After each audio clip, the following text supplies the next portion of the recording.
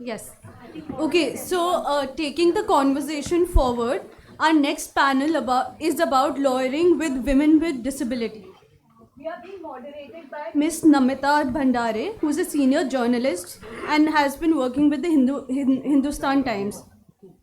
When gender comes in conflict with disability, it not only becomes difficult to navigate, but it is not only difficult, but it also becomes almost impossible to navigate. And taking this conversation forward, I hand it over to you, ma'am. Thank you. Just one correction, I'm actually a freelancer. But I write regularly or write for Hindustan Times and on gender. That is my obsession. So, as journalists, we have a bit of a reputation for being hard to please. But when I look at some of the landmark judgments in the past decade and a half, um, that I've been covering gender issues, there is so much to be proud of. We have made undeniable progress plugging some gaps to ensure constitutional guarantees of equality to women. These include from Sabrimala, Shaira Banu, same-sex relations have finally been decriminalized, and transgender people now have the right to self-identify. To be sure, there are many mountains left to conquer. I think marital rape is one. We must address it in a country where 1 in 3 women is subjected to domestic violence. It's a shameful statistic. Marriage equality is the other one, and it will give truer equality and inclusion to LGBTQ couples. It's an idea long, long overdue. Where the rights of people with disability go, here too there has been some progress, and as the first session elaborated in great detail, the Rights of People with Disabilities Act. Also landmark cases, Suchita Srivastav, Patan Jamal Wali, and so on. Globally, 1 billion people live with disabilities. And historically, disability has been framed as a weakness, a lack. Something is lacking. The root of that word, something, there's ability and there is disability. Laws have traditionally been framed as Justice Manmohan very correctly pointed out in terms of charity, pity, or protection, much more than rights. I'm sorry, as a journalist, I need the written word, otherwise my brain doesn't work. I think the questions before us now is how do we create a civil landscape that is inclusive? If you look at the civil landscape, it is designed by and for able-bodied upper caste men. How do we create a landscape, not just legal, just a social landscape that is inclusive of women, of children, of LGBTQ, and also of those who live with disability, who are erased from public life and hidden from public view? So to discuss this layered but urgent issue, I am excited to present my very distinguished panel. Right by my side, you all know Justice Neena Bansal of the Delhi High Court. With her wealth of experience in civil and criminal courts, from matrimonial disputes to motor accident claims, and from POCSO to the Prevention of Terrorism Act. She was the presenting officer in the National Human Rights Commission and the first ever director in the Department of Law and Justice, Delhi, for setting up the Delhi Dispute Resolution Society. Next to her, we have senior advocate Jaina Kothari, who of course I've known only by reputation. I think we're meeting for the first time, but oh dear, wow. She is, can you hear? Can you hear? Shreya's gone to show some muscle. So, Jaina is, can you hear? Should I wait? Okay. She is the executive director and co-founder of Center for Law and Policy Research. Her practice in the Supreme Court touches on matters of constitutional law, gender and sexuality, disability rights, and discrimination. Her arguments were heard in the apex court in such landmark cases as the decriminalization of 377 and also of adultery. Her advocacy in independent thought led to the Supreme Court recognizing child marital rape as a criminal offense. Here we have Sanchita N at the extreme end over here, who is an advocate on record in the Supreme Court. She has an LLM in international human rights law from the University of Essex. As a woman who lives with disability, she brings a unique and intimate perspective on navigating the law as a woman lawyer. Sanchita has argued landmark constitutional cases including triple talaq, affirmative action, rights of minority institutions, and other civil, corporate, and family law matters. She is also a fellow of I Can Lead, which is India's first national leadership program for women who live with disability. And then right near me, next to me, is Shampa Sengupta, a Kolkata-based activist working on gender and disability issues. I've got quarter of a century, but she just corrected me and said for 40 years. So we are contemporaries. She is the founder of an advocacy group called Shruti Disability Rights Center and is the joint secretary of the National Platform for Rights of the Disabled. As someone who works so closely on the ground, she brings in a unique and personal perspective.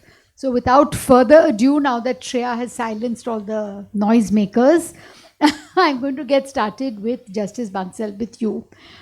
You know, the Rights of Persons with Disability Act, when it was passed in 2016, was seen as a transformative shift from the earlier law.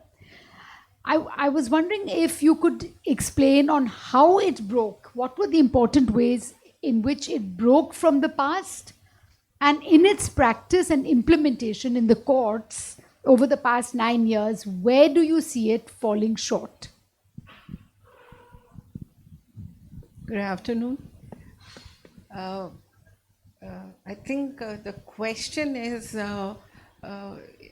oxymoronic, because though we have said we have left a charity attitude to a rights-based law, but I think practically we all have the same mindset. No matter how much we are trying to say it's an entitlement, but what we need more than law is also a different way of looking at things. The first starting point with this new statute was that at least there is a legal framework, a base where you can, or all of us have started looking at things a little differently. Earlier, and it's a fact that the minute you see somebody with some limitation, a thought does come into our mind whether they would be able to. The first thought is of pity. And that is where the shift has come in with the act, that we have started recognizing is as not a person who has become less, but a person who has worked a little more, has become acquired more accomplishment maybe than what a normal person would do. Any time we are faced with a challenge, we need to work a little more. So what we need to appreciate, admire, is the courage and the hard work that has been done to meet that shortcoming and to be on a level play field. So where law has helped us is the framework. They have given you where you can assert your right, and this has also helped us by way of awareness. And what has got implemented time and again, I think Supreme Court has been intervening to ensure that every workplace becomes friendly. Now everywhere we have those raised tiles to indicate I remember in the conferences we never had these, the ramps, and it was quite a difficult situation. We were in NHRC, which is actually working a lot, and there was this conference, a similar one, and some participants and the speakers were unable to come only because there was no facilitative lamp for them to come up. Of course, we struggled, we managed, but it's something which is missing.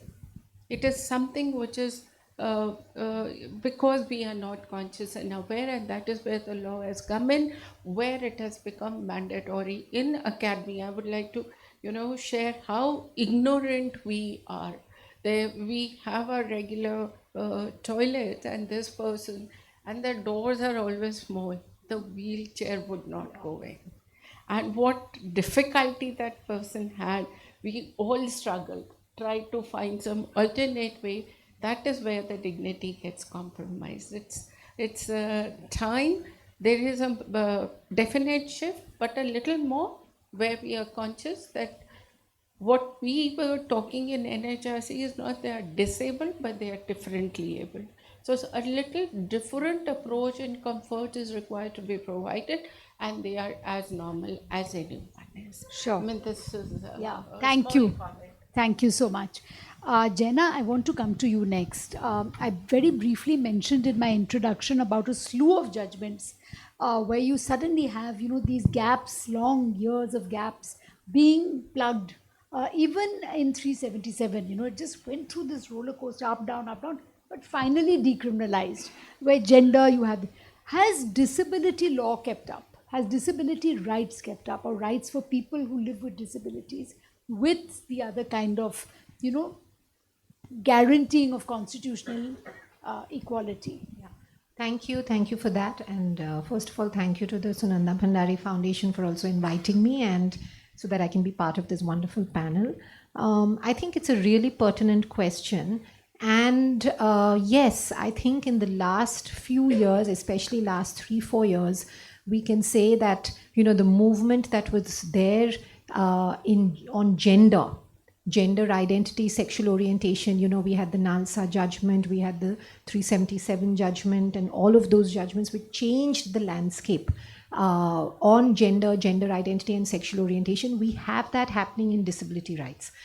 We've had a slew of Supreme Court decisions in the last few years, whether it is the Jija Ghosh judgment, whether it is the Vikash Kumar judgment, the Rajiv Raturi judgment, and recently a couple of more Supreme Court decisions which have just come out in 24-25, which range from which lay down the law in a very elaborate way. They look at equality and non-discrimination. They look at the non-provision of reasonable accommodation as being a violation of equality for persons with disabilities.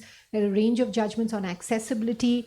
The Jija Ghosh judgment talks about, applicability to private actors. Vikash Kumar laid down the framework for equality. So, we have all these really brilliant judgments. We had actually a judgment of the Madras High Court a few years ago by Justice Mahadevan, who's now in the Supreme Court, on intersectionality, where a woman with disability who was an athlete, who was a female athlete, but was not allowed to participate in an international sports meet only because the organization said that how can she go alone as a woman with disability? And for that reason, despite being the topper in her event, she was unable to go. And then the court directed that she should be sent, and that this amounted to intersectional discrimination, both on account of her gender and disability. So we have a range of some very, very important judgments. The question really is that who's reading these judgments? Is it just people from the disability rights movement, disability rights lawyers, and people perhaps who are interested in a rights-based, study or work? But if other lawyers and other judges and other people, whether it's from the government or other stakeholders, are not reading these judgments, then these judgments just become, as said in the previous session, they become wonderful judgments for study, but not really for implementation. So, really, how do we make these judgments stand out as judgments which expound equality generally? Of course, for disability, but equality generally. We'll have a Q&A for the audience later because we can't keep having it in the middle. Shampa, I want to talk to you and I want to pick up from what Jaina said and I want to pick up some ideas about what was said in the first session. Two things, one is, could you expand on the idea of intersectionality, to a lay audience? It's a two-part question. And the second is, I want you to again pick up as an activist on the ground, what are the gaps between what is promised on paper and what actually happens on the ground? It's a very broad question, I'm sorry. Thank you, and thank you the organizers for inviting me to take part in this dialogue. And I'm probably the only one who's not a lawyer. So, but when you work for so long, like when I first started working, even the 1995 Act was not there. So I keep on saying I'm older than the disability movement in some cases. So I think the major problem of our sector is lack of information. We need to understand that. As in the first session, it was being said that the CCPD's office is getting more cases from regarding transfer issues, regarding service related issues. But if you think of the RPD Act, there's a vast range of rights which are given to us. And I personally, I have two different kinds of disabilities. So I have dyscalculia and I also have psychosocial disabilities. So I will fall under Mental Health Care Act, I'll fall under RPD Act, and of course all the women related acts are applicable to me. If we think of that way, and even being so much privileged, do I even know where to go, where to actually lodge a complaint if a violence happens to me? Because there are so many times, because my focus of work is of course on sexual violence on women, and I have women with disabilities, and I have seen that when you talk about intersectionality, people don't know. The police officers will say, but this is not a, if you go for to lodge a complaint, they will say this is a rape case, this is not a disability case. So of course in Bengal we do not have a state commissioner for last 4 years, so we have a part-time person, but the commissioner's office will say this is not our case. Sexual violence is something we'll not look upon. Even though RPD talks about women with disabilities, it's also very important to understand that, and I'm particularly, because there is a separate session in the next session, I'm now focusing on cis women in this session. And if you think of the RPD Act, there are so many clauses on women with disabilities, but tell me in which, because again disability is a state issue, so which state? Also at national level, we do not have the rules. If you look at the RPD rules does not include those gender-related issues. So it's something, there is a big gap from the beginning towards the end. And if you think of going to the classroom, the knowledge is not there. How can a woman from a rural Bengal, because I come from Bengal, I'm giving that example, how will she know that where to lodge a complaint, how to lodge a complaint with CCPD if any kind of violation happens to her? And this whole process of online complaint is also a big challenge, and we need to understand that of course we are here in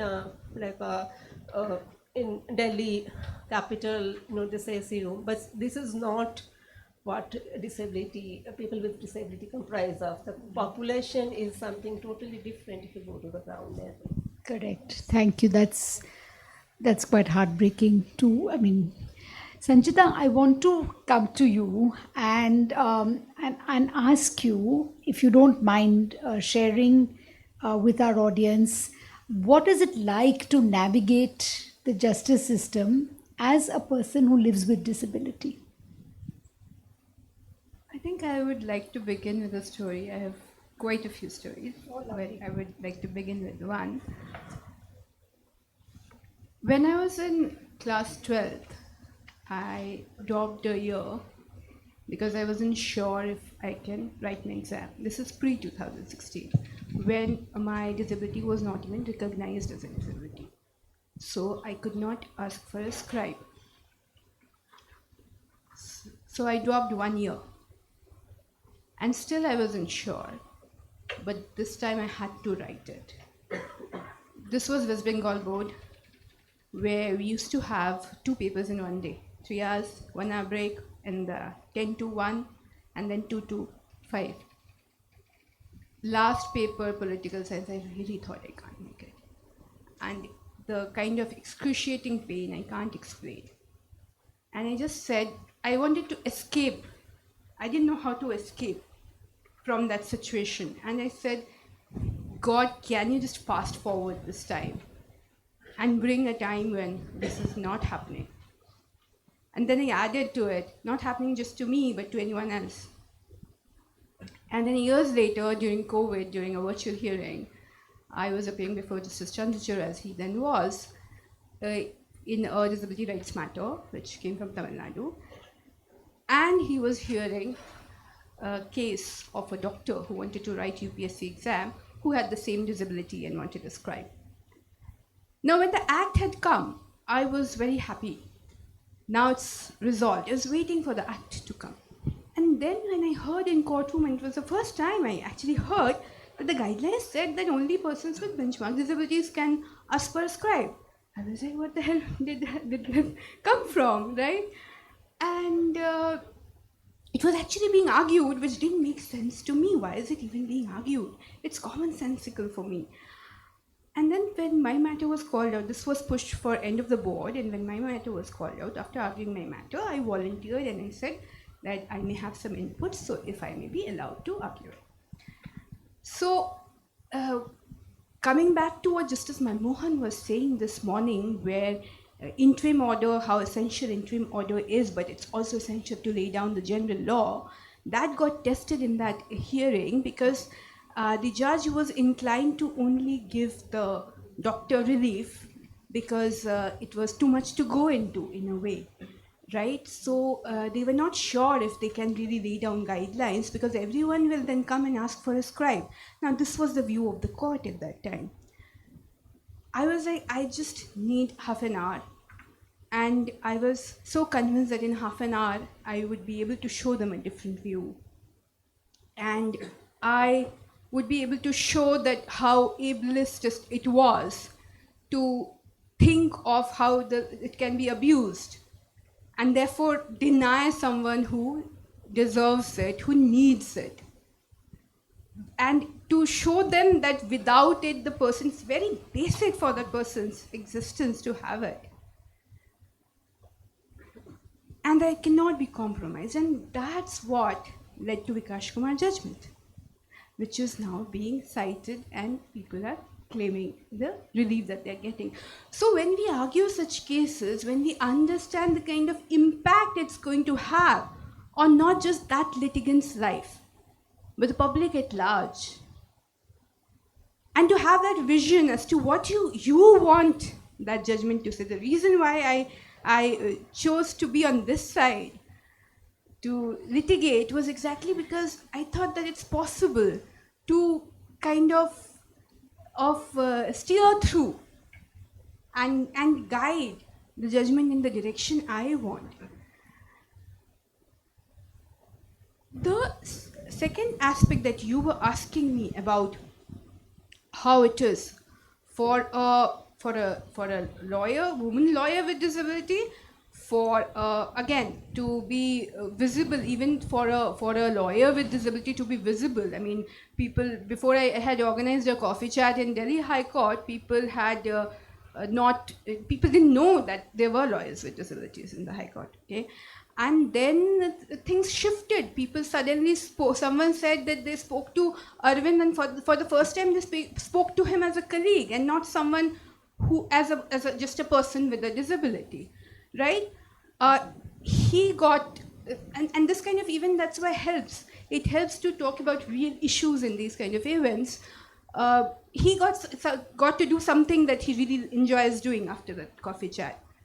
The Delhi High Court Legal Service Committee that created a panel. All of this happened out of it. So let's also look at something concrete out of this, and see how can we make easy for women with disabilities and persons with disabilities and lawyers with disabilities, because it's very crucial that we understand the impact it is having on people, right?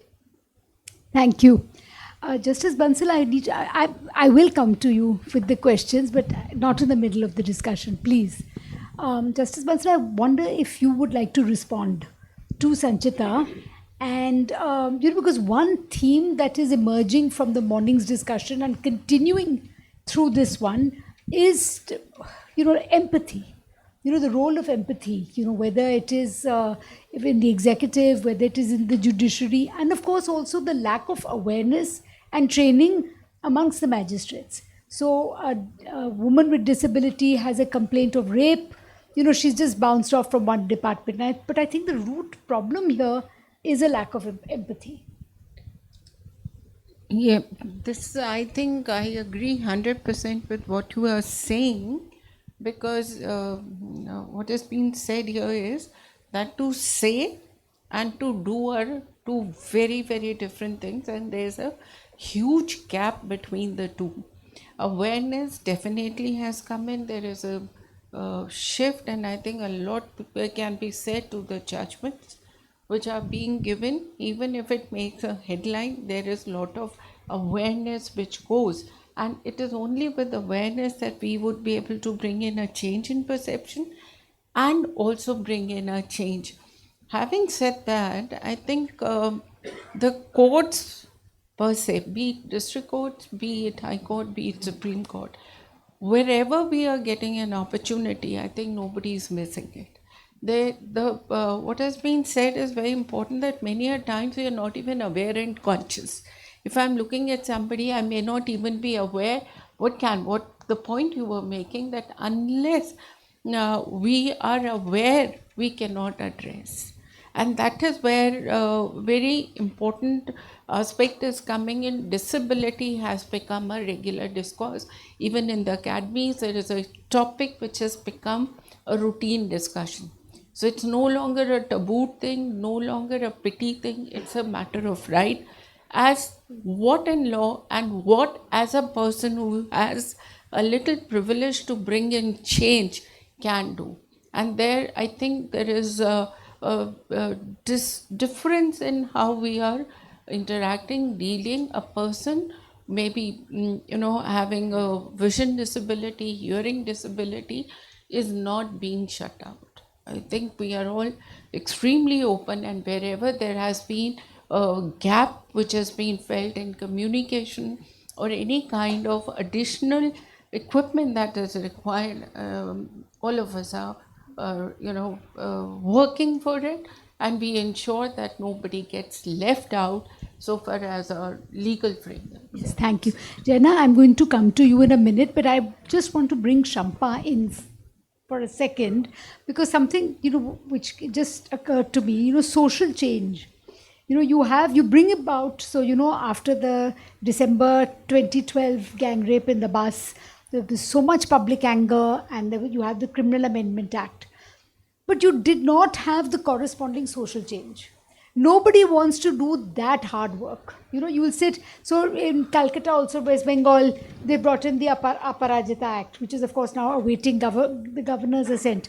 But the corresponding social change is not happening. So where do we stand with disability? How do we bring this conversation? How do we outrage people in a sense and make them aware. I mean, thanks for bringing that in because I think after 2012 Delhi gang rape case, I mean, because my work on particularly on the intersection of women with disabilities started with a gang rape back in Kolkata in the year 2000. So I thought when the Justice Verma committee was formed, and I thought that this is a really, really good chance, opportunity to talk about women with disabilities and I'm bringing changes in the criminal law, and it was a very interesting journey. Saying this because I think it's very important to understand also when we came to Delhi to meet Justice Verma committee, the members. Thanks. The committee members actually told us that there are like thousands and thousands of recommendations came in. Only 7 groups wrote about women with disabilities, and yours is the only group that talked, which gave us concrete cases of like where discrimination is happening. So starting from the police station, FIR to, because you have to work from the beginning. I mean, court तो बाद में जाते हैं, you know, like you have to start from FIR and the whole process, and we sat together and drafted and I saw the criminal law changed, the amendment happened in 2013, and there were I think I was very ambitious. I thought we have done a lot of work and very good things will happen because we have got a lot of good clauses now with so many like good practices now coming, but where is the implementation level, and why the implementation is not happening is because changes didn't happen in the field level.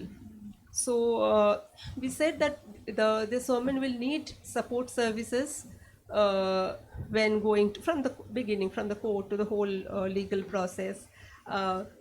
Unfortunately, we don't have enough support persons. And we need to understand that we don't have enough sign language interpreters in the country, we don't have enough special educators in the country, we don't have that kind of infrastructure in a country where we had been where we told that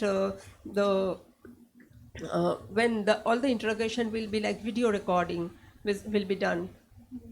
But just imagine when we went to the rural areas and so in fact, in one of the case I was following, the police officer was very nervous when I said that video recording is important, this is a law, and he tells me, so should I like record with my phone because I don't have, we don't have that kind of infrastructure in the Thana level. And that is a reality, I think, all over India. It's not only West Bengal level, like everywhere this is a scenario. So if you don't change the infrastructure, I think in the morning also this discussion happened that change have to come both ways. It cannot be like up-down approach. So a law changes but the ecosystem doesn't change. So it doesn't really help the survivor of violence. Correct. Jenna, I really, as someone who's worked so closely with disability and gender, I really want you to weigh in over here. The gaps in infrastructure, the many gaps that we're talking about. Yeah. So one, of course, is the gaps in the infrastructure. You have the legislation, you have law reform, but then do you have the rules and the infrastructure to back it up?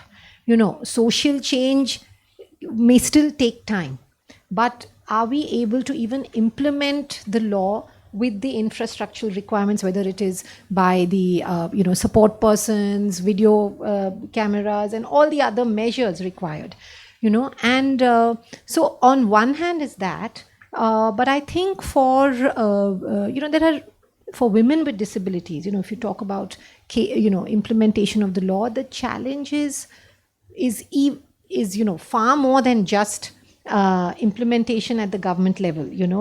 You talked about rape and sexual assault cases and the lack of infrastructure at the police stations or in the courts.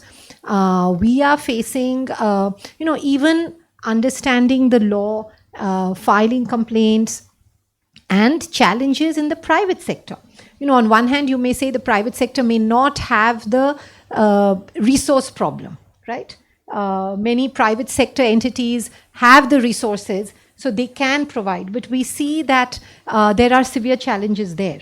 So, for example, there was one case in which judgment is reserved, but one case in the Karnataka High Court where there was a teacher in a private school, a very a very well-resourced private school. The reason I'm talking about resources because there should not be any resource crunch. In a very good private school, she acquired a disability. She was a teacher studying there, teaching there for many years. She went to save a child who jumped off. Tried to commit suicide in the school. The teacher didn't think about herself and jumped off trying to save the child and has become completely permanently disabled. What is the response? The school terminates her appointment, pays for some medical care, some initial medical care, and then terminates her appointment saying that she is not fit to teach. She goes to the Commissioner for Disabilities. The Commissioner passes an order that she has to be reinstated with full back wages and at the same post. They don't comply and they go challenge it in the High Court. And then as a charitable measure, they say, well, she's not in a position to teach because she's permanently on a wheelchair and therefore she can just be an administrative assistant for 15,000 rupees a month. And then in the case, when we argued and the court said, well, I said, she can easily teach. She can resume her position as a teacher. She needs reasonable accommodations. And so the court said, well, what are the reasonable accommodations that she wants? Why don't you make a list and give it on affidavit? And the reasonable accommodation that she asked for were so minimal in terms of resources. She said, I want classrooms that are on the ground floor. I want a 15 or 20 minute break in between, every 2 hours. So that I get some rest.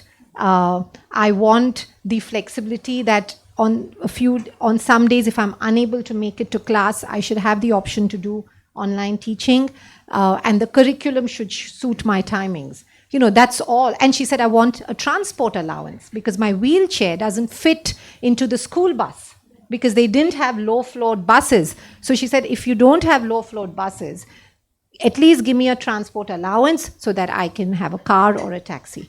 And the school said, we don't have the resources. So then what are we talking about? So on one hand, yes, it is about resources and infrastructure, but on the other hand, it's also an attitudinal barrier that are institutions, whether private or public, willing to take those measures that are required. That the law requires.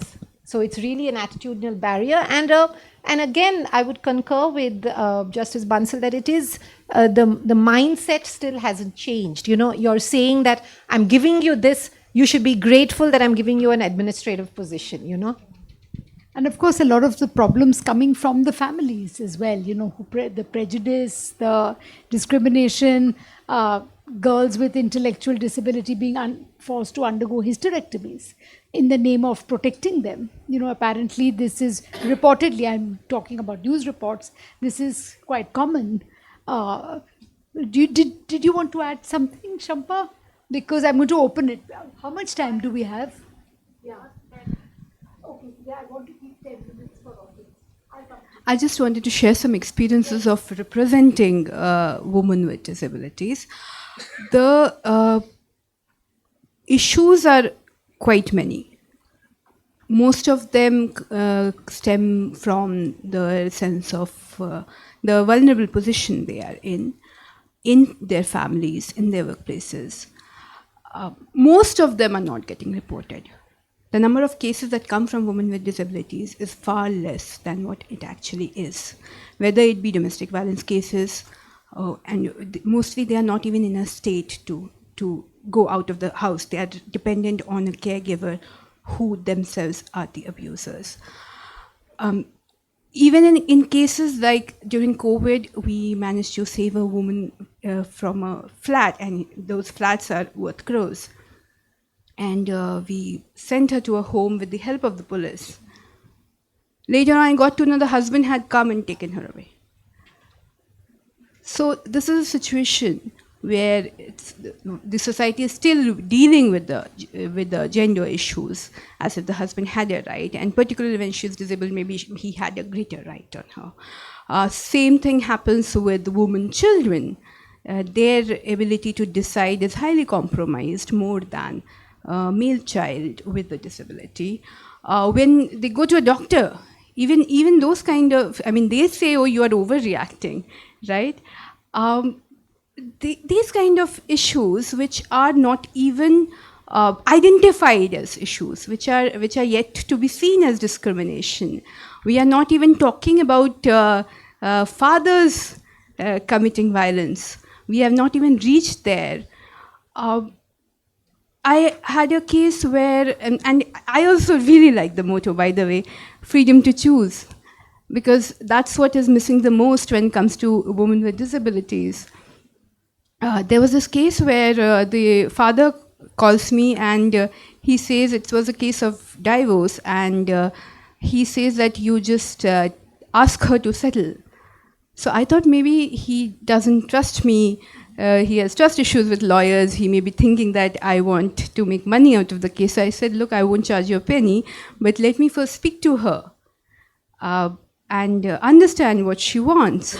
So he didn't let me meet her at all. So these are the kind of situations that women with disabilities are more likely to face.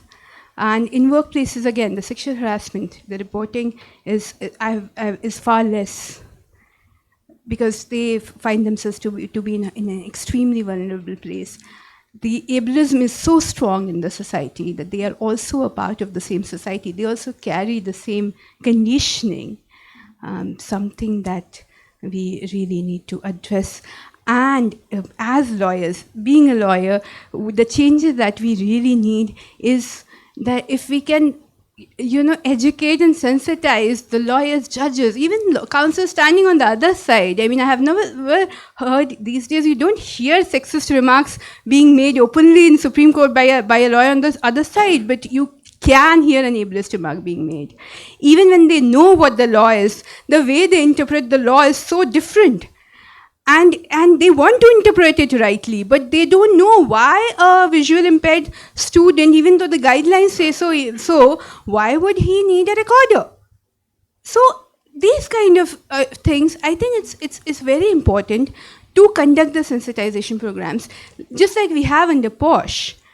I think if we can have it for disability rights as well, because everyone thinks we know. There's so much of unlearning that needs to be done in this area, that being nice is not really synonymous to treating someone equally. We all think we have done our due by just being nice. Very quickly, closing remarks, Shampa? It's difficult to give one line on women with disabilities. When I say that I have That's unfair. yeah, it's Intersection. yeah, it's unfair, and I said that I can, since you have so much experience, then it's difficult to pinpoint which is important and which is not. But I personally feel that. If you think of, because Sanchita also talked about POSH, it's compulsory in every school, college. It is compulsory to have POSH training. People call us, invite us, and the companies invite us that we need to do POSH sensitization, and this is something very important, that we need to include women with disabilities in these dialogues, and it's not it's not something. Bypass kind of thing, okay, it's not a secondary issue. That is something very important to understand. And just last one point I want to make is, because see, in RPD Act it says that every poverty alleviation scheme there will be 5% reservation for women with disabilities. Now it's only, as far as I know, it's only in Tamil Nadu this case was filed, and it was NPRD's Tamil Nadu affiliate who filed the case, and they made it possible. But it makes me sad that we have to fight this case in every single state. That makes life much more difficult for us. Justice Bansal, closing remarks just in 30 seconds, but I did want to ask you one question on representation in the higher judiciary of women, of minorities, and of people with disabilities. Sorry, you are not representative for all. Just a small comment on what you have put. Anybody who is able to make it, it's actually a competitive base. There is a reservation to make it more inclusive. Anybody who has been able to make it has been given full respect. I don't think they have suffered in their working because of any limitation. Every care has been taken, whether it's a wheelchair. There is one judicial officer who has a difficulty. She cannot even get out. So what happens is, in lunchtime, they shut it. There's somebody to help her. So her dignity is being maintained and taken care of, which is very, very important. Just one line. I've been thinking about it. There is a problem in the definition. Disability and mental health, there is a gap. I know those who are with autism, Downs, they are not covered in disability. While disability gives some kind of leverage, facility, mental health does not. For a parent, for a person, whether it is disability or mental health issue, the disability is the same, but the law is not treating it equally. That is where we need to look into it. Thank you. Just to end, one is, of course, the RPD Act implementation needs a lot more. Secondly, even the provisions under the RPD Act for women with disabilities are extremely insufficient. They only talk about women with disabilities when it comes to reproductive rights and some medical procedure and social security. So it's highly insufficient. There is a need for a larger recognition of women with disabilities and the discrimination they face. We have many more legislations which still have discriminatory provisions against persons with disabilities, like the marriage laws, which still have, unsoundness of mind and all those provisions. Leprosy has now been removed by litigation, but you still have other disability-related stigmatic references there. So a lot of work, in short, has to be done to address rights of women with disabilities. Thank you. I'm going to take quick audience questions. Please keep it short. No comments, question only. Do you need a mic? Can you pass this on, please, somebody? Thank you. So I'm a disabled lawyer, and I've been studying this subject for last 37 years. And I don't have a question, I have the answer with me. So if you allow, and you give me around 4 to 5 minutes. No, because we have another session. It's not Okay, fair then to I my don't next want to panel. speak, because I feel that I'm more qualified than the panel. Okay, fair enough. This is a counterpoint, but this That's is what the point of view, but I 37 years of studying yields better results than Yes. 5 minutes of discussion. All right. I Do don't we have want an to actual answer. question? Yeah, I don't want to tell the solution. That's okay. Do we have an actual question? Did you have a question, sir?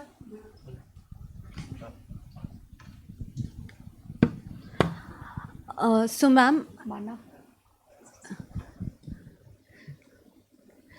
so women with mental illness or psychosocial disabilities are more vulnerable to sexual violence, and that's a fact.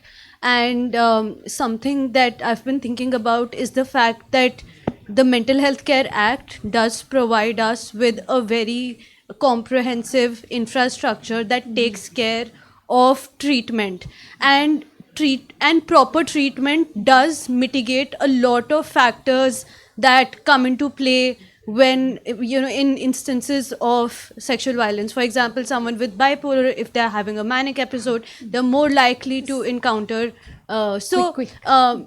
I just wanted to ask you, like, what have your experiences been on the ground when it comes to the interplay of treatment and Who would like to take the answer? Yeah. What happens generally when such a complaint is lodged, usually the person is not believed. It's just like you're imagining. You know, that's the most common response of, and it starts from police to the judiciary. The lawyers also, very few lawyers will know. I mean, someone who's fighting a criminal case will have very little knowledge about the mental health care act also. So I mean, that is the intersection where these problems, I think I mean, it's a lot more. I can send you some of my articles also, because we have filed a lot of cases, and I work mostly with homeless, mentally ill people, women who have faced several kind of sexual assaults, and we fought many cases. So I can send you some, but the whole concept is, the initial thing is, you are not sick. Anyway, when a woman complains, it's usually like the patriarchal mindset is like she's imagining, and this, when she's mentally ill, it's like you are imagining. Who will touch you? Even we even have quotes from police officers and doctors who said, who will touch you? You are disabled. Why should anyone want to have sex with you? These are the kind of quotes we actually have. I'm out. I'm really, really. No, I have several hands. So, okay, I can take one more. You guys decide. Toss a coin. Please, please, sir. Yeah. Yes. Okay मेरा question ये है, जैसे POCSO का आपने बताया कि college और university में वो सेंसिटाइजेशन होता है, पर वुमेन विद डिसेबिलिटीज़ का तो नहीं होता, उसके अंदर वो नहीं बताया जाता। ऐसा पोस्को में क्या है जो RPWD एक्ट 2016 में नहीं है, कि RPWD एक्ट 2016 के अंदर भी तो सेंसिटाइजेशन का मेंशन किया गया है ना, कॉलेज और यूनिवर्सिटी और वर्क प्लेस पे होना चाहिए, पर पोस्को के थ्रू तो हो रहा है कॉलेज और यूनिवर्सिटी के अंदर। समझ गए। Would like to take? आप लीजिए। जवाब दे रही हैं। जो पॉक्सो एक्ट है वो सिर्फ नॉर्मल हेल्दी ह्यूमन बीइंग और कोई भी के लिए सिर्फ सेक्सुअल ऑफेंसेस के लिए टारगेटेड है। वो आपका डिसेबिलिटी पे फोकस नहीं डालता है। When you are a disabled person, the act gives you lots of rights, privileges, entitlements. तो उसके लिए जो एक हमारे को अवेयरनेस चाहिए वो बहुत ज़्यादा है। पॉक्सो एक पर्टिकुलर एरिया के लिए, डिसेबिलिटी का एरिया बहुत डिफरेंट और बहुत ज़्यादा है। Also, even the judges are not aware in sexual violence cases against women with disabilities. I've been on the DCW panel for a while. Even the judges handling the cases, the PPs handling the cases, didn't know what the law was on the point, didn't know how to record the evidence of such a witness. Spoken about this. Magistrates not aware of the law and lacking. I'm not cutting you off. It's just that I feel that we have another panel. I want them to have adequate time to explore their issues as well. Thank you very much. It's been an honor.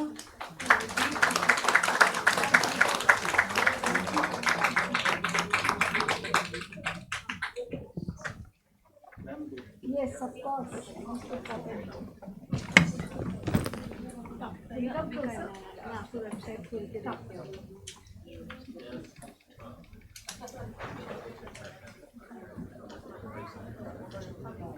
Thank you. Thank you so much. Yeah, we got to look for that.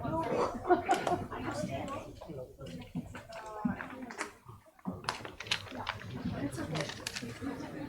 I know, please come. Just be careful. Sarah.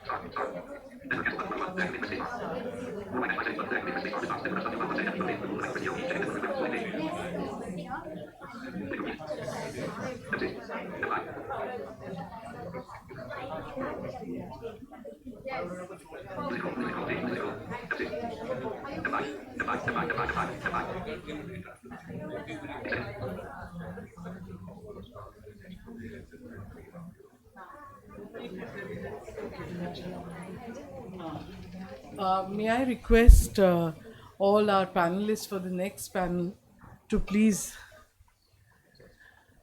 come on the stage?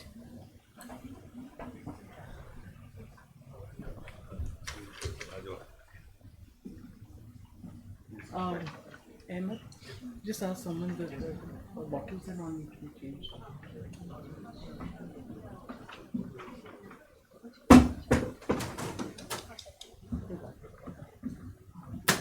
Glasses वगैरह हटा दीजिए जो. Yeah, Achal is there. She's coming. हाँ. Sarah.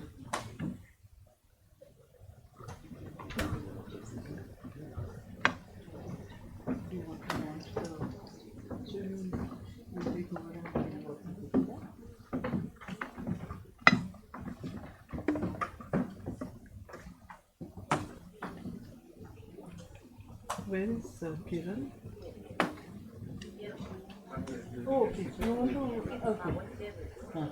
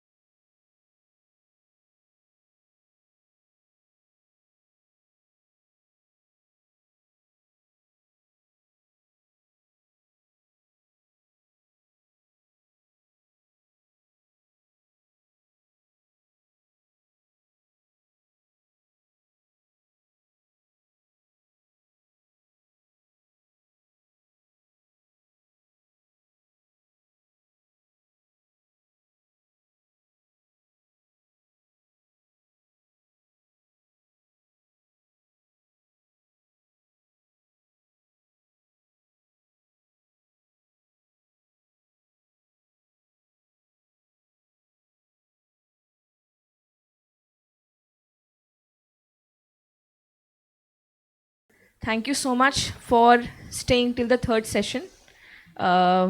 We have lunch to hold you up till now, but we also have a very important conversation to have, which has really happened in India's legal discourse, which is to talk about intersectionality of individuals who are disabled and are also queer.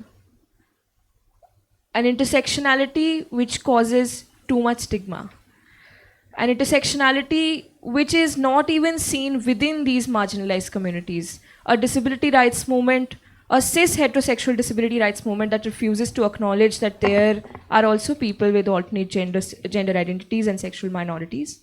And also a queer rights movement that refuses to acknowledge that not everyone is able-bodied. In about more than a decade ago, the Punjab and the Haryana High Court in Vibhu Dayal versus the director had said that Article 15 should also include disability as a ground, as a protective ground. And yet here we are. Disability is not explicitly mentioned, even though there's significant amount of constitutional jurisprudence which says that disability is actually a protected ground under Article 15. This is mere constitutional grief. Because we speak to the constitution, we've seen it in CA protests, in gender rights movements, in disability rights movement, and everyone talks about the constitution, speaks to the constitution, reads out the preamble when they feel invisibilized. But here's a community which is stigmatized not just in the sociological sense, but also in the constitution sense. We are here to talk about this constitutional grief and also figure out how can we make space for individuals at this intersection in the constitution, in the society and beyond. QAble is an initiative to foreground the rights of queer persons and persons with disabilities in law and policy who have been long forgotten. Let alone forgotten, actually, they were never counted to begin with.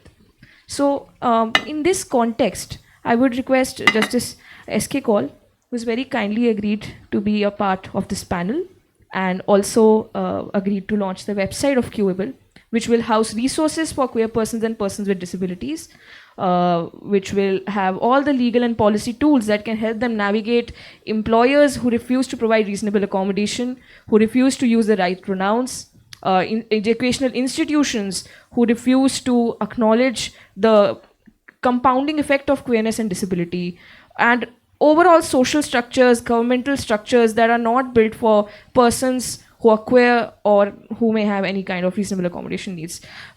Sir, if you could please launch the website. See if you-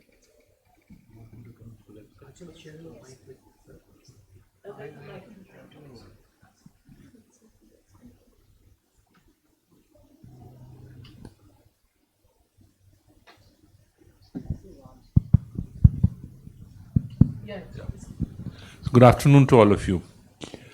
See, we talk about the intersectional issue.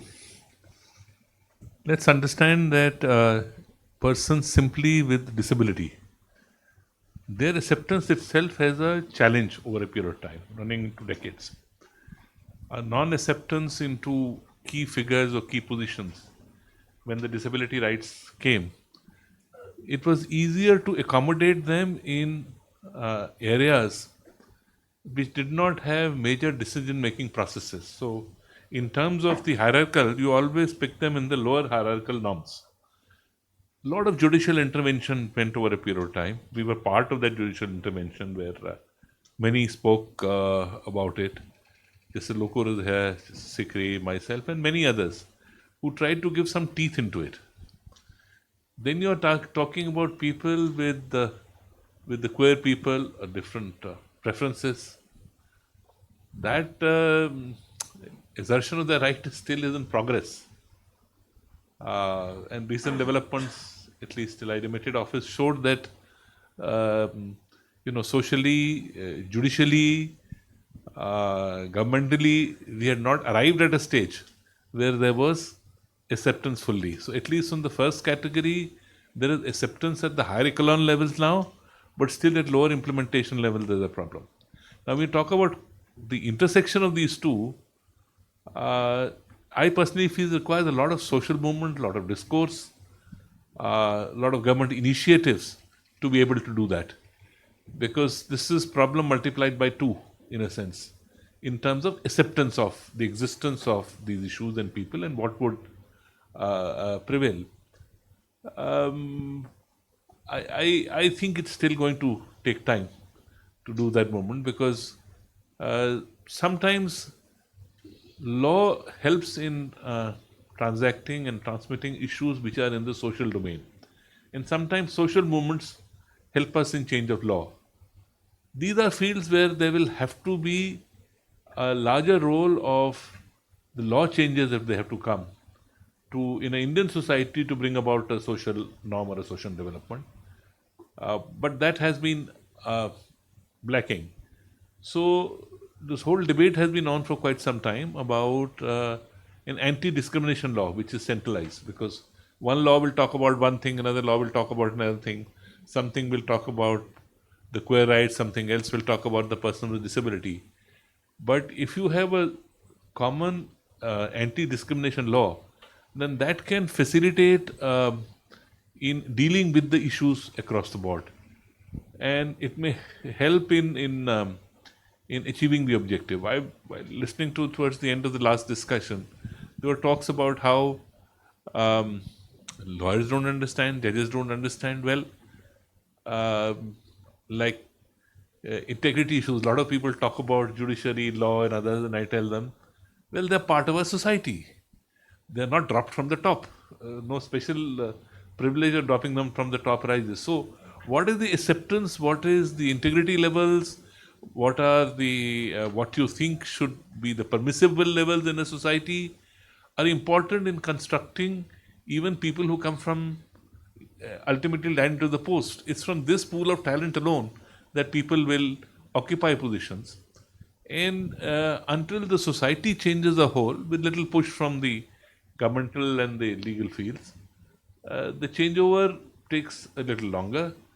So I'm hoping that some stage, when you hold discussions like these and make some kind of a minutes or some kind of a agenda of this towards the end, forwarding this to the government may help in bringing them and their understanding the problem. If not, there are, I feel, at some level, sensitive bureaucrats.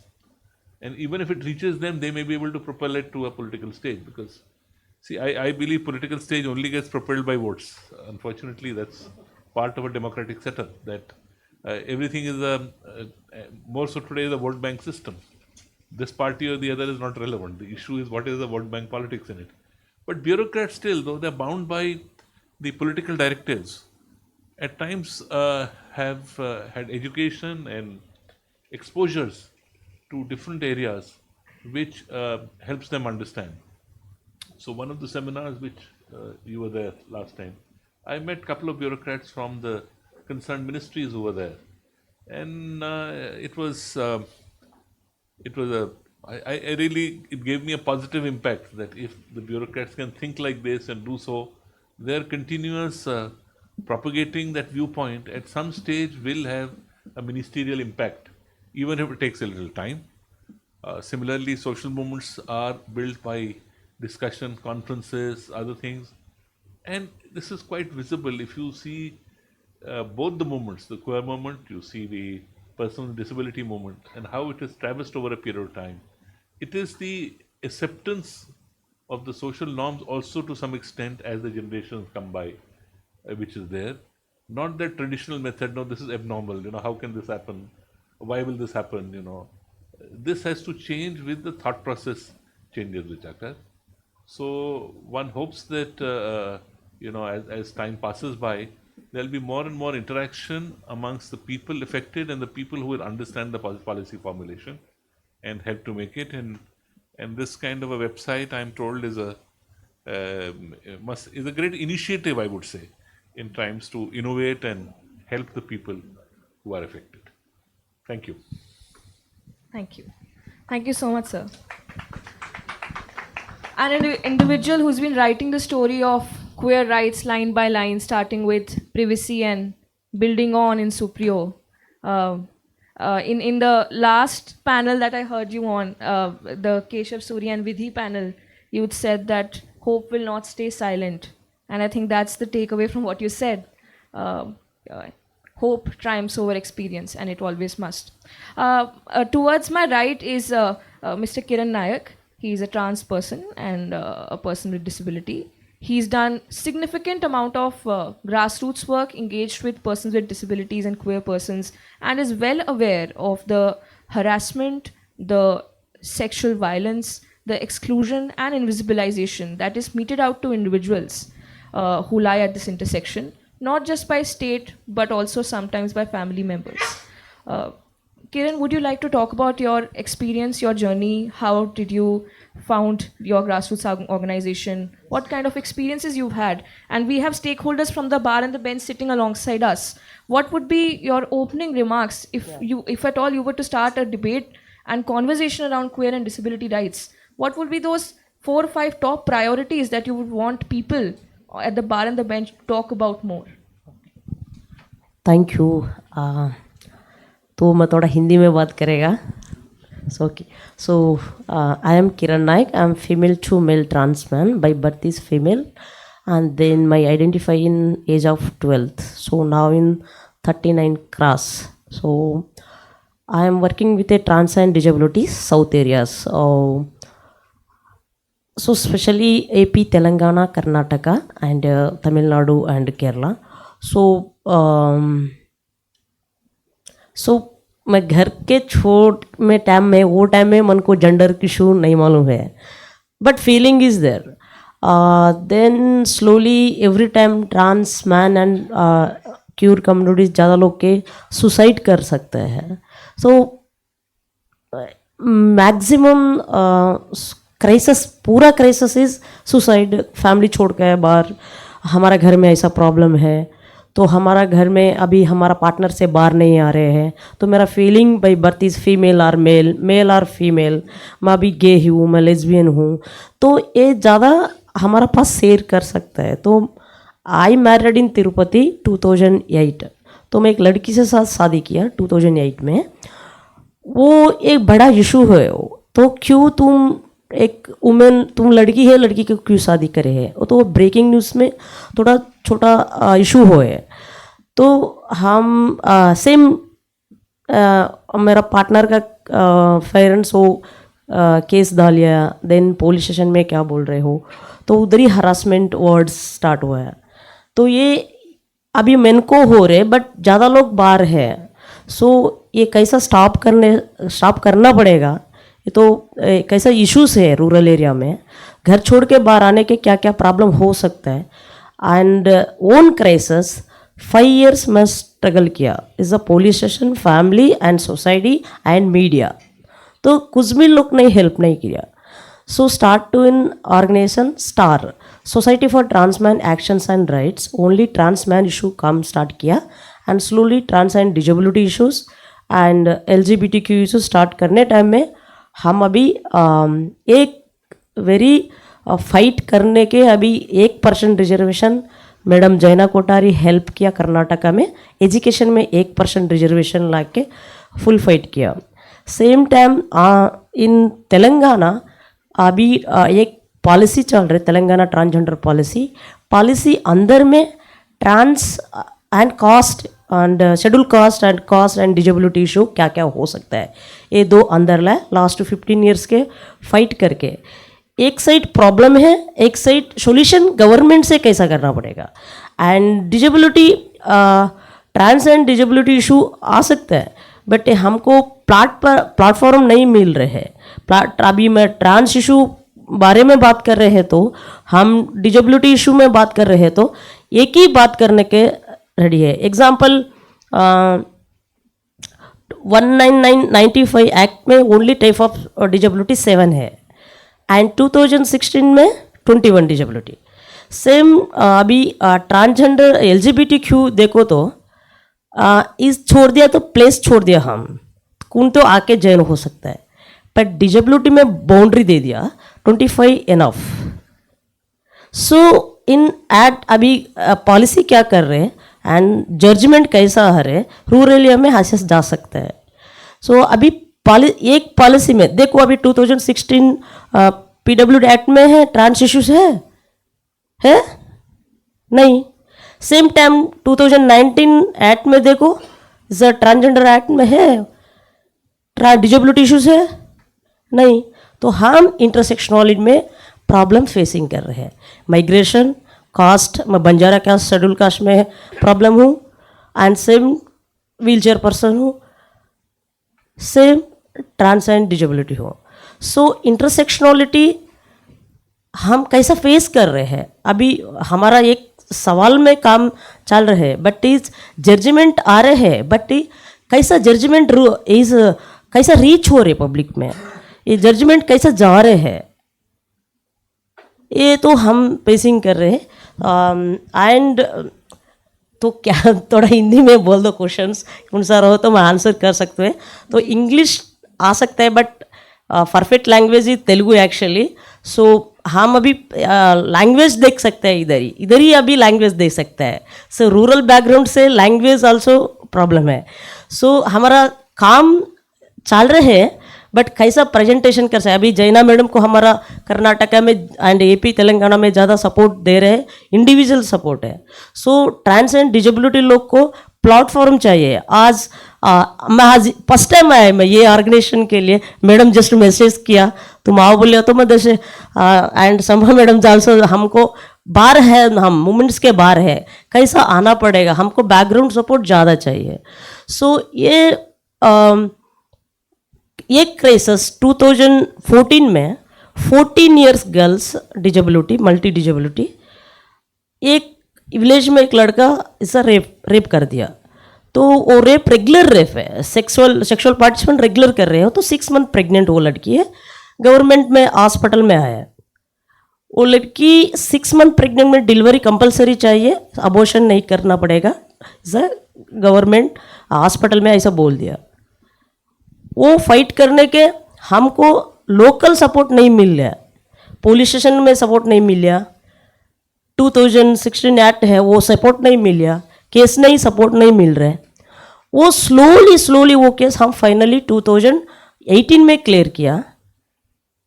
And see present see is 21 years and अभी बोल रहे हैं मैं तो lesbian बन सकता है. वो लड़की एक्चुअली मल्टी डिजेबिलिटी, वो रेगुलर थिंक किया मन को, हमारा बॉडी पूरा चेंज हो रहा है, फीमेल के अट्रैक्शन हो रहे हैं, हमारा जेंडर के बारे में डिफरेंट हो रहे हैं. तो ऐसा हो सकता है sometime. See harassment is one of the boy हो हरासमेंट किया, बट वो लड़की कैसा डिसाइड कर सकता है, पेस कौन दे रहे, जगह कौन दे रहे हैं, वो एक प्रॉब्लम है. And multi some transgender disability लोग के लिए बात करने की जगह नहीं है. अभी हमारा एरियाज में रूरल, स्पेशली रूरल में सेक्स सेक्सुअलिटी जेंडर में बात करने की जगह है. वो बात कर सकता है तो घर चो बाहर जाओ, ये क्या बात कर रहे हैं तुम. ये हमारा पूरा एक्सपीरियंस है मैडम. Thank you.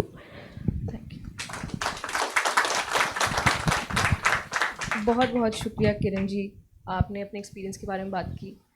मुझे इस बात का अंदाज़ा है कि कुछ कम्युनिटीज़ इस रूम तक पहुंच ही नहीं पाई और पहुंच ही नहीं पाएंगी अगले कई सालों तक. पर फिर भी मुझे लगता है कि बात करनी ज़रूरी है, क्योंकि आपके बगल में एक रिटायर्ड सुप्रीम कोर्ट जज भी हैं, आपके बगल में एक सीनियर एडवोकेट भी हैं. तो आपने आज इनके सामने अपनी बात रखी, तो धीरे ही सही पर ये मूवमेंट आगे ज़रूर चलेगा. Yes. Saurabh sir, a pioneer in queer rights in India, an openly gay senior advocate. Could be more, but our systems are such that it stopped somewhere. Sir, as Kiran has also touched upon the idea of stigma, and the idea of the idea of stigma. How do you perceive stigma as a person who's navigated a system which was not built for you? And how do you see, can your experience be transported into the rights of the experiences of queer persons and persons with disabilities? Well, that's a tough one. I hadn't thought of it from that perspective, but it's, yeah. Stigma, I suppose, is the root cause of all prejudice, right? And ultimately, in any anti-discrimination law that we talk about, any form of discrimination, intersectional or otherwise, it really roots down to different forms of stigmatization. And I think we have to see both the unity and the distinction in the idea of stigma. So the fact that you are treated less than another able-bodied, straight individual in the country is one form which is common stigmatization that occurs, for which you can have an anti-discrimination law which will deal with everybody. But there are specific kinds of stigma which are intersectional. To me, intersectionality is not piling on one form of stigma on another. It's not saying that I'll take this and that and together you're much worse off. As a queer disabled person, it is not queerness and disability which are coming together and adding their respective stigmas. What happens is a new kind of stigma is generated. For me, that is what intersectionality is. It's not just a composition or an addition of different stigmas, but creation of a new kind of stigma altogether, which are then not understood within either of the communities you fall within.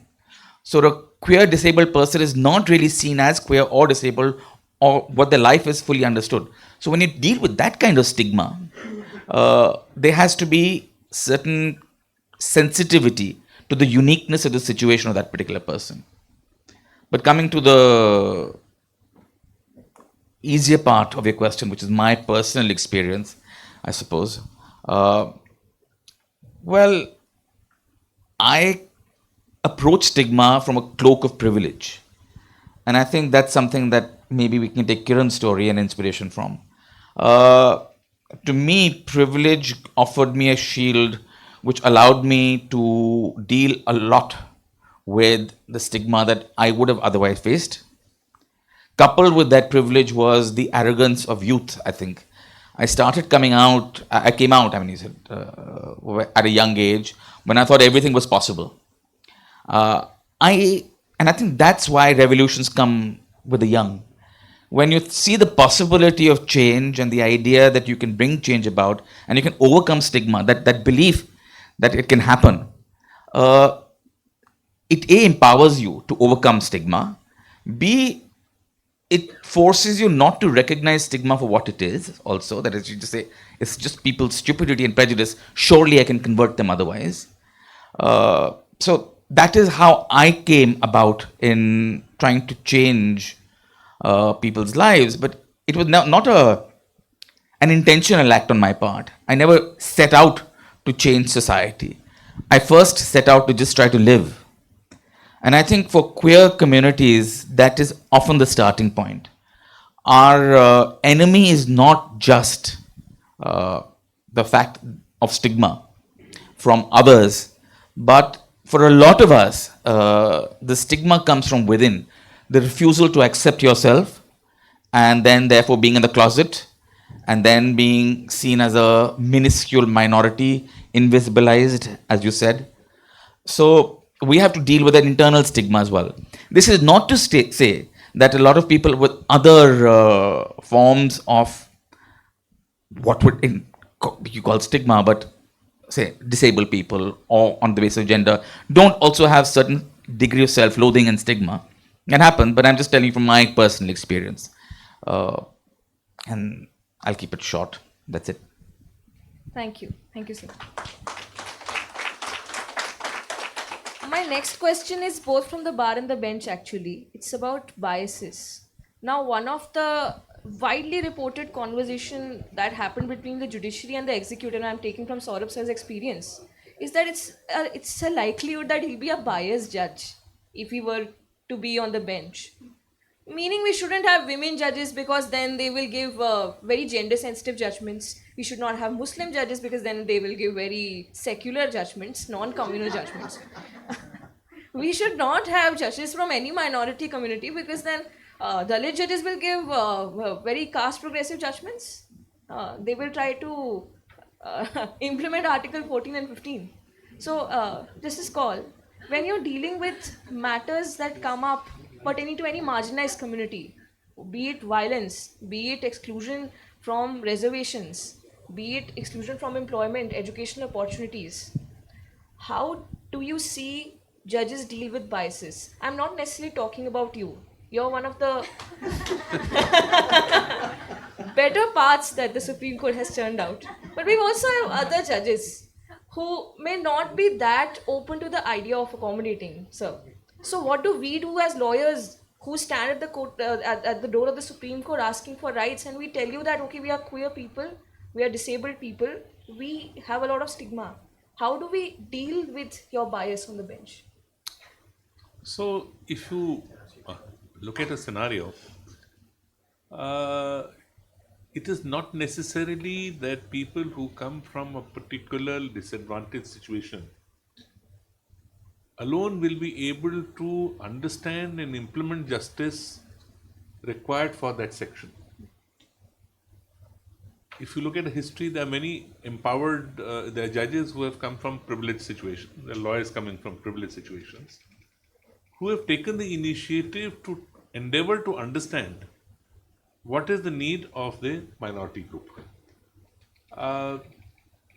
What is the training of a judge supposed to be, or how are you supposed to train yourself as a judge?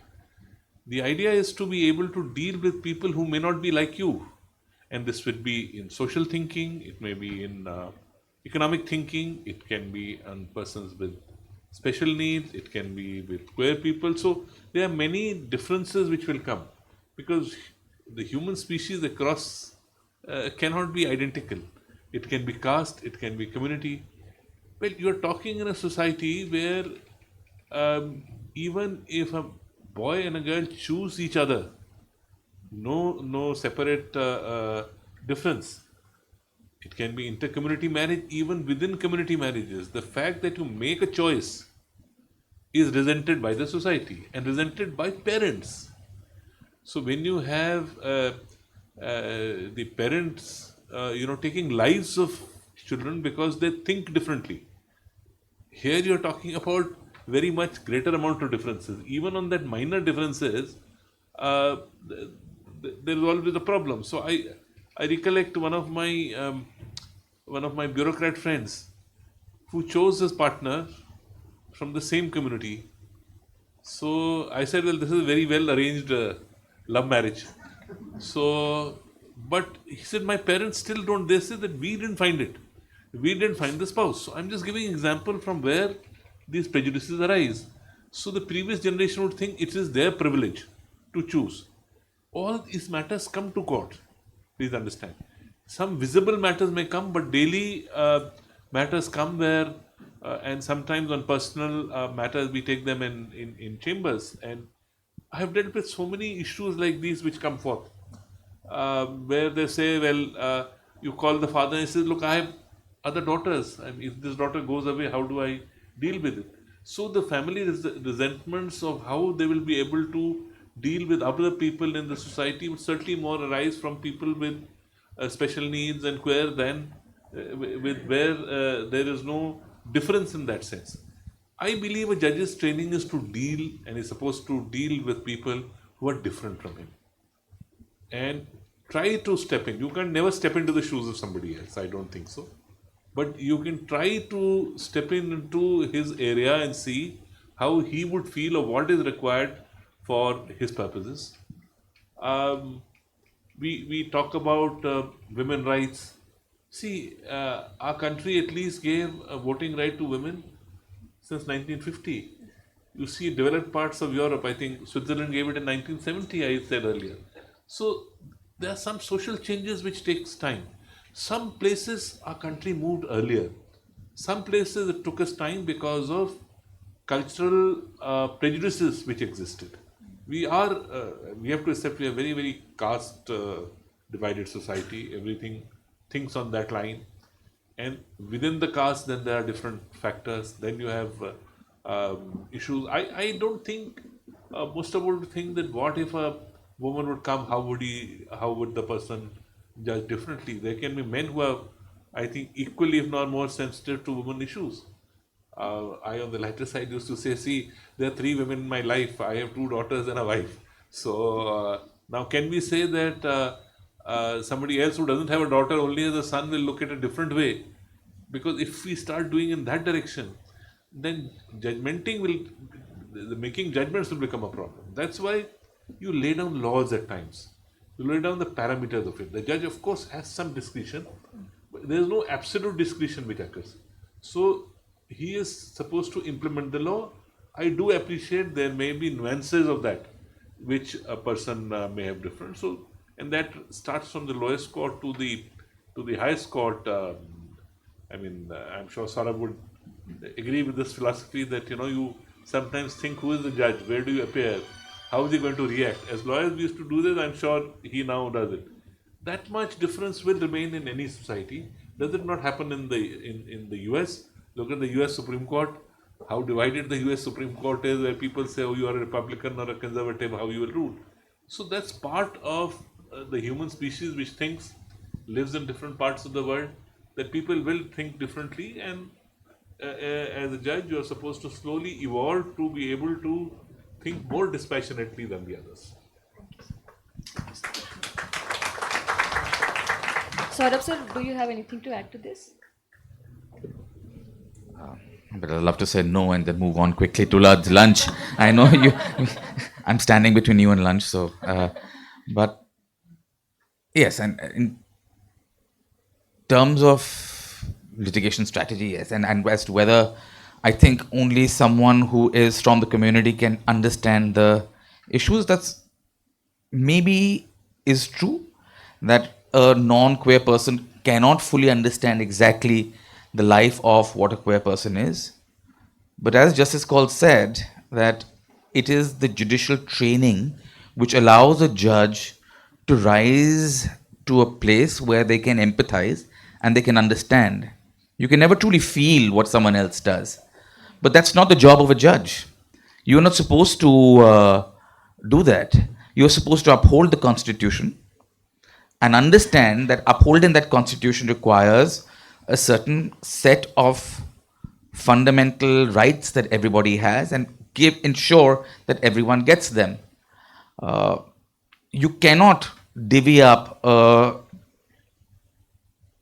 judiciary of say 34 judges where you give a representation to each person on the basis of caste, class, sexuality, gender, religion, That simply won't work because the numbers are small. You do need to appoint judges who are able to elevate themselves from these narrow differences. That's what you hope for. That's what the systems are supposed to put in place, that you appoint such judges. Now, that doesn't happen always, of course. You have, I know Justice Kaul may not have the freedom to say all that he thinks, but I do, given the fact that I'm a lawyer. Surprise, surprise. And the fact is, there are a lot of judges who are hidebound by their prejudices and biases and unable to lift themselves up from it. Those are judges that say have failed us in their job and in the constitutional oath. But for each of those judges, we also have some people who are path breakers. And as Justice Kaul said, this is a reflection of society. Not everyone in society is truly elevated and understands the plight of others. And maybe that's when the burden comes on lawyers as well. Even if a judge is not a person who is truly entitled and enlightened in a particular area of disability or queerness or disadvantage, it is for the bar to teach those judges and argue and bring those cases. I often feel that being a person of a liberal upbringing is also a matter of chance. A chance of which family I was born to, which school I went to, who my peer groups were, who my friends were. And if someone is not liberal, it is my responsibility as not only a lawyer but as a human being to try to convince the person and to engage in a dialogue and try to bring change about. Always believing that change is possible, which I said I put down to the arrogance of my youth, which has persisted till now. My youth, that is, not the arrogance. So as long as you believe in that which is possible, that you can change the mind of a judge, you have to carry on arguing and hoping, right? There can be no guarantee that I'll get a bench which will have exactly the ability to give me what I want. We saw that recently in the Supriyo case. But that doesn't mean you don't try, and it doesn't mean you don't get something out of it. So biases will remain in judges. Judges are humans. You may call them my lord, but they're still firmly rooted on the earth. And that is the process of building jurisprudence and building cases. You win some cases, you lose some cases. Eventually, as the arc, does it move towards greater freedom? That's the question. I would just add, somebody who is part of the system, for every, must acknowledge, every path-making judgment which has come, I could, sitting part of the system, think of a different composition where a complete different result would follow.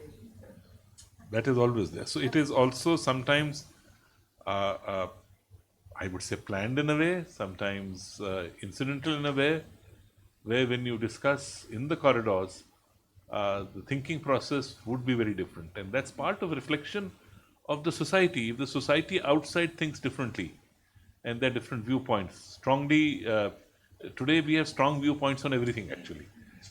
That's part of our society. I think unfortunately we are the middle path and everything is a casualty. Everything is the extreme paths. Then there are bound to be different results to follow from your different development of mind as has happened.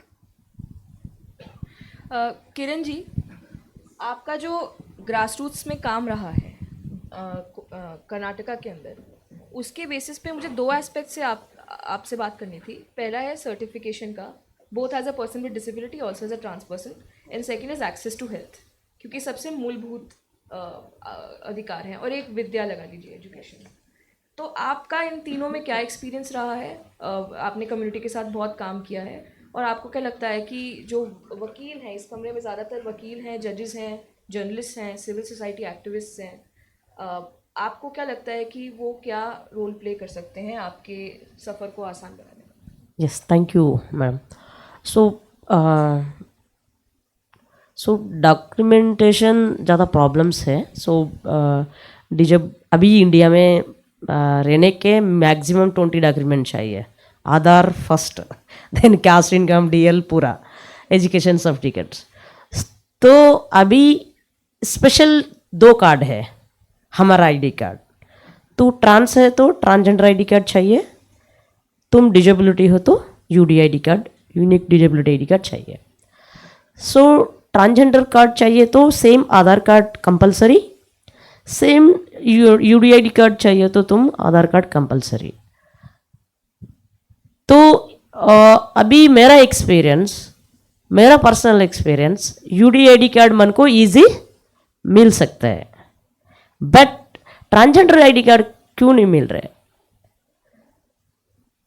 So gender issue आ सकता है, तुम female और mail, gender certificate किधर से है, तुम compulsory SRS हो या नहीं हो, HRT लिए नहीं लिए, तुम ट्रांसजेंडर है नहीं है, तुम किधर से आए, ये इश्यूज डॉक्यूमेंट से नाट है मेरा। टोटल ज़्यादा लोग को ये स्टडी का इश्यूज हो रहे हैं।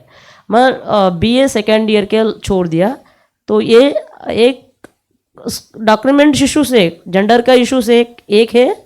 सेम टाइम हमारा जेंडर का बात करने के वो एजुकेशन सिस्टम में सपोर्ट नहीं दे रहे हैं, तो मैं एजुकेशन स्टॉप कर दिया।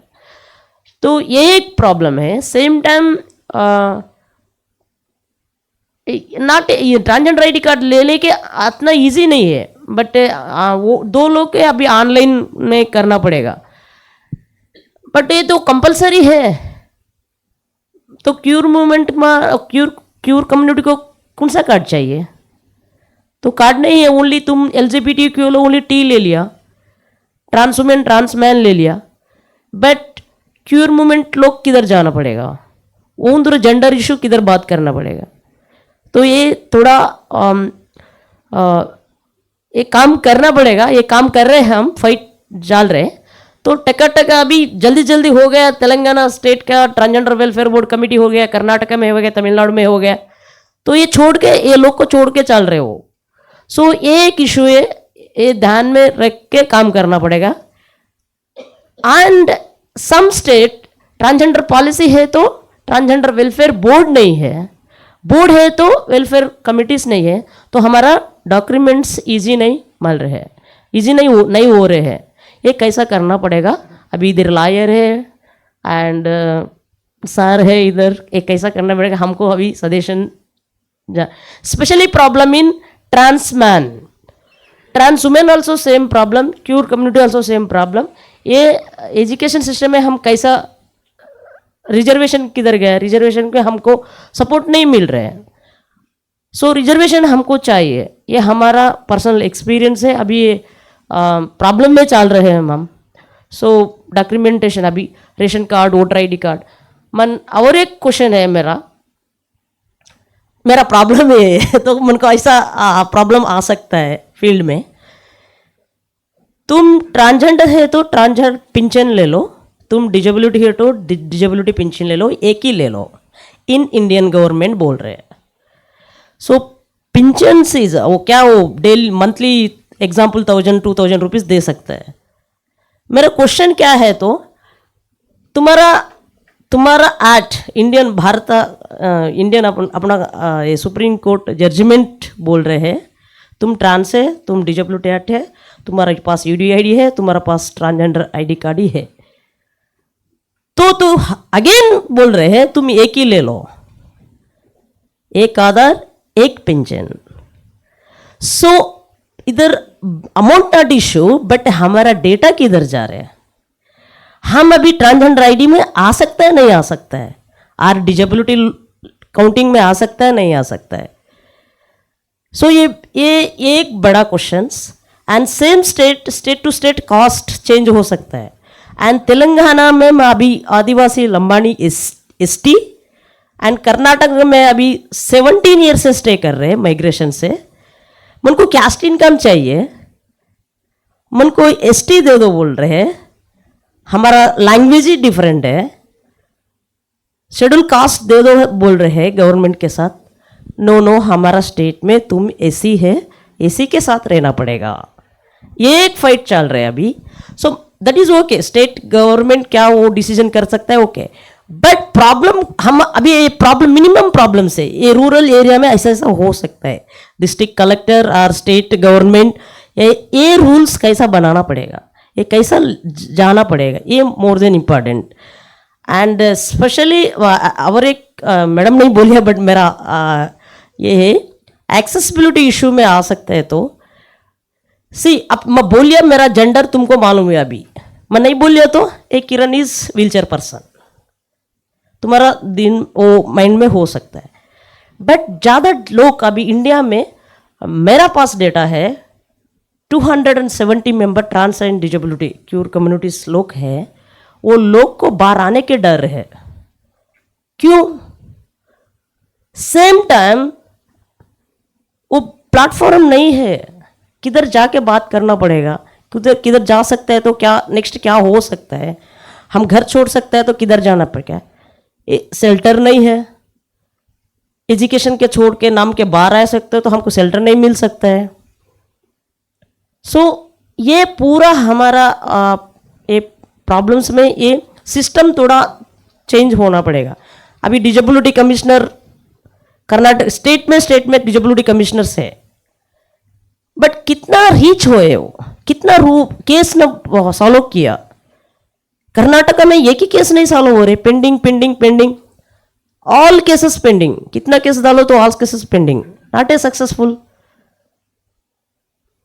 सो कितना टाइम चाहिए सर? रियलिटी हमारा प्रॉब्लम है तो हम क्या सोसाइटी का प्रॉब्लम है, क्लाइंट का प्रॉब्लम है, और कौन सा लोग का प्रॉब्लम है, और जजमेंट का प्रॉब्लम है, ये हमको नहीं अंडरस्टैंड ही नहीं हो रहा है. Thank you ma'am. Saurabh sir, we won't hold you up for long before lunch. Just in terms of a 30-second concluding remark, what do you think the queer community should do to acknowledge this able-bodied and disabled dichotomy within it? I think there's a complete hierarchy within the queer community, not only on the question of ableism, but caste, religion, etc. I think the queer community has to start recognizing the fact that someone who can discriminate and inflict disadvantage on the basis of a sexuality or gender identity is also the same kind of person who can discriminate on multiple other grounds. And if you want to change society, then you can't just ask for change for yourself, because that person is not the sort of person who will suddenly be nice to you and be evil to everybody else. So when you fight for your rights, you have to recognize that you have to fight for everybody's rights. And I think that's a message the queer community needs to tell itself and internalize. Stop leaving anyone behind. The L will not leave the G will not leave the B, T, Q, I, or indeed every other form of discrimination. Because you have to recognize the humanity in all of us. And Khalsa, in your opinion, what lies ahead of these two movements? Because you've delivered landmark judgments for both. What do you see the next step for us as lawyers who care about queer concerns and the concerns of the persons with disabilities? First, I'll give support to what Saurabh said. See, it cannot be that my discrimination is discrimination and your discrimination is not discrimination. Every discrimination carries with itself its own nuances, and that is most important. I've always said things take time. After all, let's look at the issue of decriminalization of the same sex. How many years did it take? How many ups and downs did it take to reach a particular stage? Similarly, same-sex marriage reached a stage, did not go through. Persons with special needs, I think the movement over a period of time has helped people. Visual disability has not slowly permitting people in higher fields and important fields to join there. So you have to change, in some extent you have to change the social thinking process. When within the family, if you find somebody different and you throw him out or exclude him from the family, that itself is the first challenge for the society. And I think the movement will go ahead. I think some laws, I'm hopeful, will change. I also believe judicial thinking will also progress as a little part of the next generation comes, who our thought processes are better. I do believe when I see my children, their thought processes are better than me. That's how I look at it on issues like these. then they treat their children differently. So as it goes on, when another, I can't say wait for another generation, but what I'm saying is, as time passes and people, the thinking process changes, it will have some impetus to persuade the legal people also to change. And when such people join the judiciary itself, there will be changes in how they reflect on the distinguishing and different aspects. Thank you. We'll open up the floor for one or two questions because we are a little over time. But please, if you have any questions.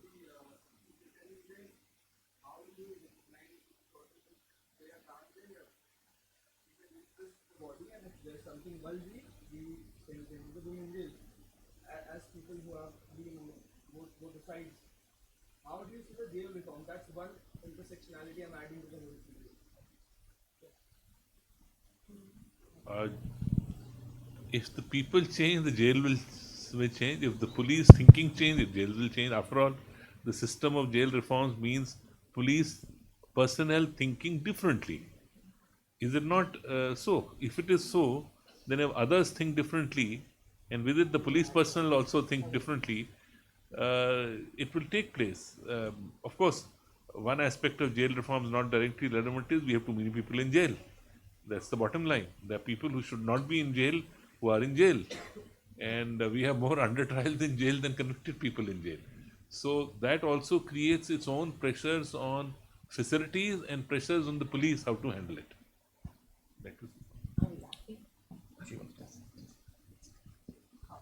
So in Hyderabad Chanchalgoda jail, we are two cases we are attending, but that jail is now providing finally finally providing special rooms, one room.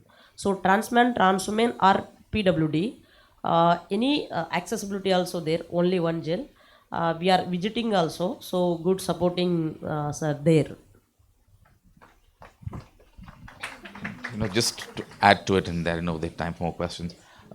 Changing the mindset is not terribly easy. You mentioned prison reform. I mean, you still have the two-finger test in matters of rape, which is supposed to be prohibited, but it's still routinely done. It's not just about gender in terms of transgender people. It's about general sensitization, and that reflects back to the question that we were discussing earlier. Discrimination of one form manifests itself in discrimination of other forms as well. So you need to have regular training, I suppose, and also not just the carrots of more training, but the sticks of punishment if there's some violation.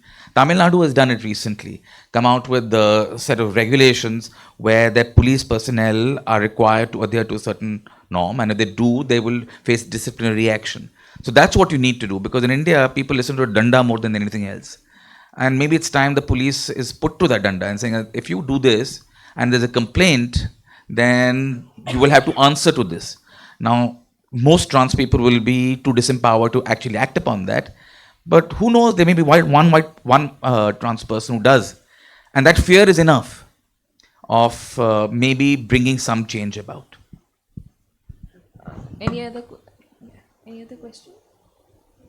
We can take one more question. Yeah, Justice Cole, you just gave example of Switzerland and India. Switzerland gave women voting power in 70 and India we got 50. The USA is still waiting for a woman president. We had already. In case of India judiciary, our judges were selected for High Court and Supreme Court being a queer, and because of security reason it has been denied. So how long it will take?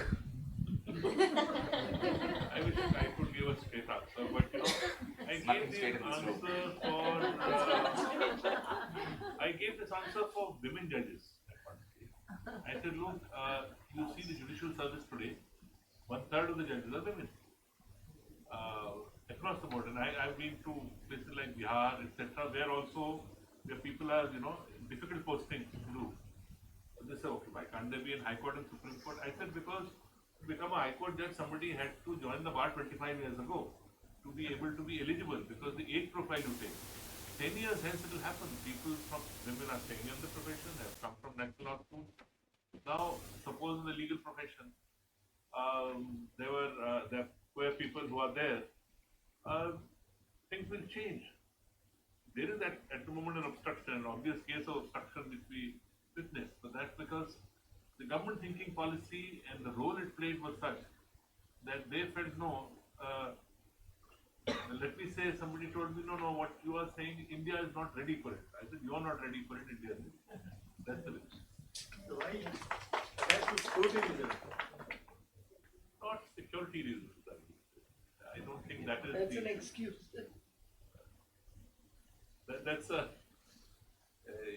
You see, that is because in the MOP they try to insert that position as a ground where they can play a role. This MOP is not supposed to contain that, because the final MOP was sent by the then Chief Justice, which was the final one. So since there is no consent on this, they put this as a way. It's a way of avoiding it. Thank you.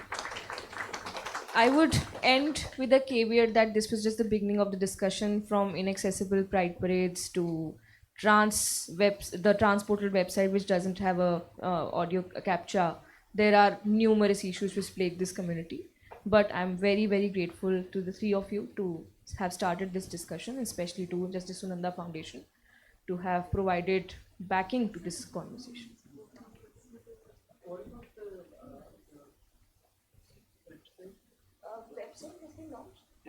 Website has been launched. Please give a big round of applause to. Thank you. A little bit of self-promotion there, I'm sorry. But thanks a lot for joining us. I would request Sarah, my friend and colleague from Mission Accessibility, and also a newly employed person at QAble now, to please offer the vote of thanks. Thank you, Anchal. As we draw this powerful day to a close, I just want to say thank you. These conversations must not stop here. They need to continue in law schools, in courtrooms, in bar association meetings, in media rooms, in legislative committees, and in everyday practices. It must become a habit. It must become default, a shared responsibility. Thank you for being here, and I hope you really have a good day ahead. Thank you. Please join us for lunch. Oh yes, please join us for lunch. Saurav sir. Good to see you.